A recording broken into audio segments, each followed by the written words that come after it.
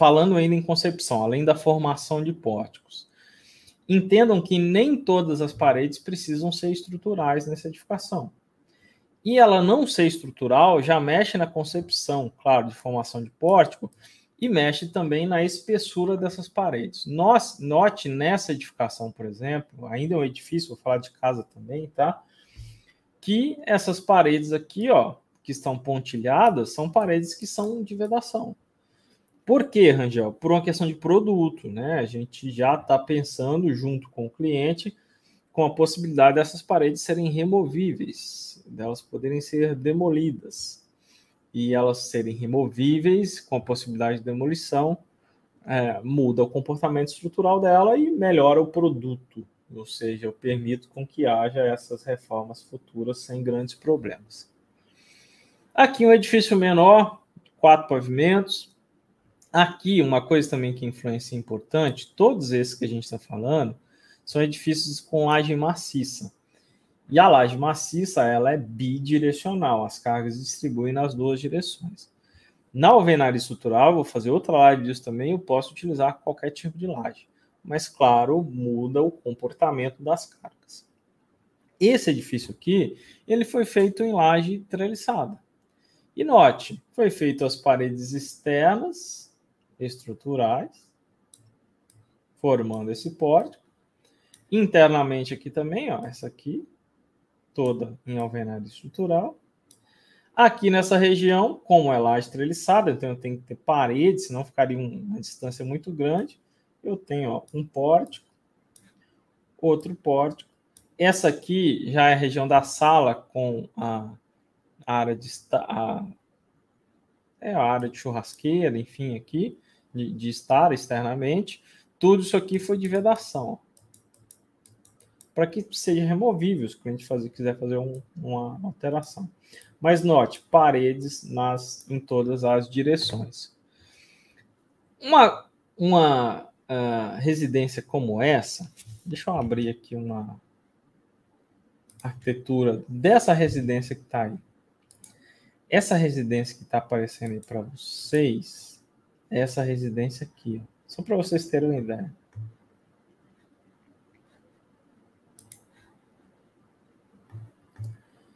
Essa residência aqui, ó.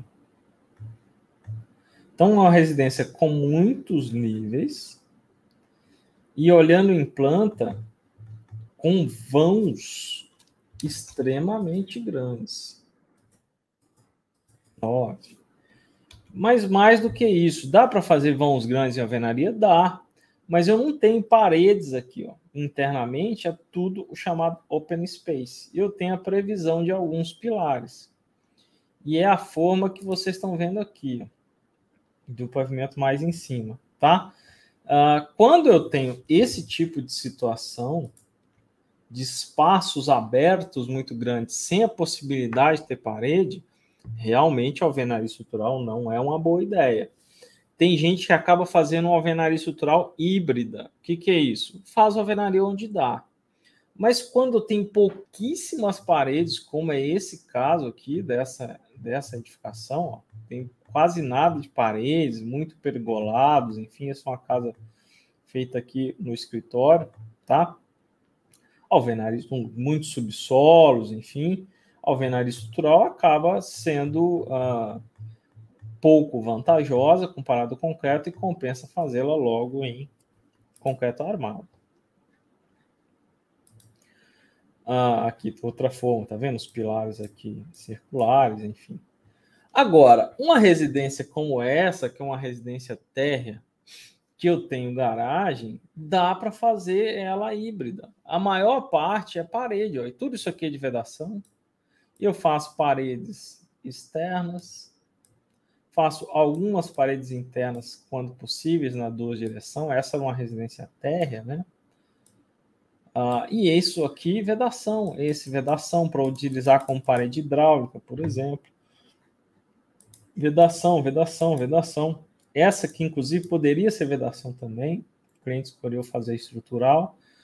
E onde não dá para ser alvenaria, porque aqui é uma garagem, por exemplo. E o vão entre uma coisa e outra aqui é de pelo menos 5 metros, né? aqui claramente não dá para ser alvenaria, fazer uma viga alta de alvenaria para vencer 5 metros. Fica inviável, é possível. Até possível, dá para calcular, dá, mas fica inviável. Então, cria-se alguns pilares nesse ponto apenas. Todo o restante da casa é em alvenaria estrutural, tá? Agora, residência como essa, por exemplo, isso é uma residência térrea também, sobrado perfeitamente possível. Eu tenho uma casa geminada, tá vendo? Com paredes duplas, com uma junta aqui de 2 centímetros de diferença entre os dois. E nesse caso aqui, especificamente, todas essas paredes internas são de vedação, permitindo a grande flexibilidade de reformas futuras. E aí eu tenho apenas a casca dela.